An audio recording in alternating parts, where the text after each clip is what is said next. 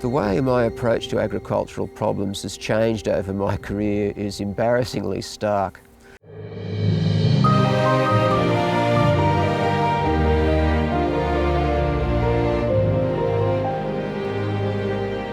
When I was a youngster, I knew everything. My chemistry was good, my ability to solve problems was good, my maths was good, and I was going to come down here and solve the world's problems, and I had a checklist of myself, what I was going to achieve in my career. And one of the old departmental researchers named Paul Millam was given the opportunity to comment on this list. And I can still remember Paul's comment saying, "I appreciate the enthusiasm of this young researcher.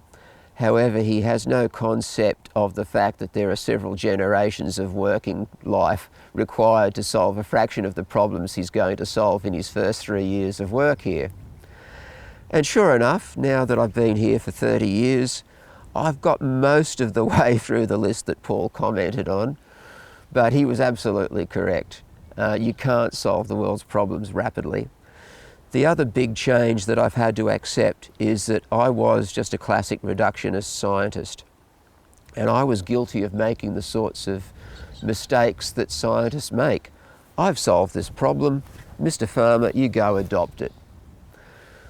But when you take your so-called solutions out into the paddock, there's a whole lot of swings and roundabouts that you probably haven't thought about that make your advice irrelevant, marginal, minor. You just don't know till you run it past farmers. And hence, for the last 15 years of my career, I've had steering committees which have involved farmers, consultants, people from other agencies, and it can be sometimes annoying, sometimes just plain humbling. But it's had far more industry impact because the industry has had an input into the beginning of the projects, the conduct of the projects, and how we've extended the information. And the net result of that is that my work has been more appreciated by the farming community and by GRDC and other funding bodies.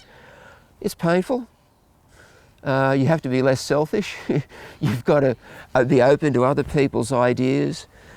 And perhaps that requires more maturity than a young, enthusiastic person has. I don't think I would have handled it well as a youngster, but that's the main change that I've had in my 30 years of working life here in Wagga. As Muhammad Ali said, if someone sees the world the same way at 50 as they did at 20, they've wasted 30 years of their life. So for me, it was from ages 30 to 60. I've matured to the point where I appreciate diversities of views, diversities of input, conflicts. They're inevitable. You've just got to deal with them, manage them. But that's what I'd encourage young researchers and advisors to head towards, is a kind of team approach where different people, different views are heard, and you put together your reductionist science in the context of the farming system.